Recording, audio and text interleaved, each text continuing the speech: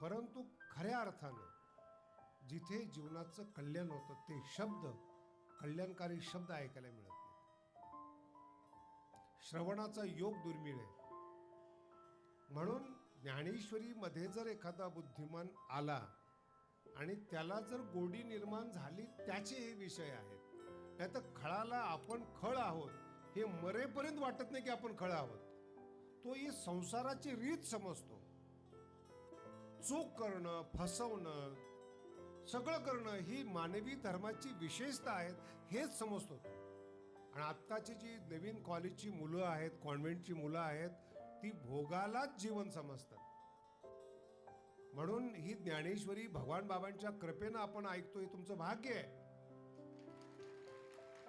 बाहेर जाऊन बघा तुम्ही, तुम्हाला विनोद ऐकायला मिळतील, निंदा ऐकायला मिळेल, चुकीचं ऐकायला मिळेल. आणि मला अजूनपर्यंत एक कळलं नाही, समोरचा माणूस उत्थान हो किंवा पतित हो, आपल्याशी काय संबंध आहे?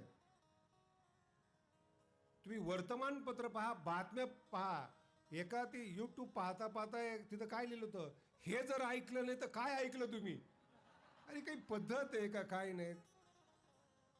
तुम्हाला आकर्षित करण्यासाठी किती लोक आहेत या जगामध्ये. काय काय एकेकाचे टायटल आहे तुम्हाला सांगायचं, असं कीर्तन पुन्हा होणार नाही. तू गेला होता का रेकॉर्डिंग करायला? का ह्याच्यानंतर पृथ्वीवर कीर्तनकारच मेलेत सगळे? काय आपल्याला गरज नाही. लक्षात ठेवा मी काय बोलतो. ज्ञानोबांचा शब्द ऐका, स्वतःच्या अतिरिक्त विचार करू नका. वाईट वाटेल या शब्दांचं, पण स्वतःच्या अतिरिक्त विचार करू नका. पहिलं तुमचं कल्याण करा. आयुष्य शिल्लक राहिलं तर आलेल्या अनुभवाचं प्रसारण करा, वाटा तो अनुभव.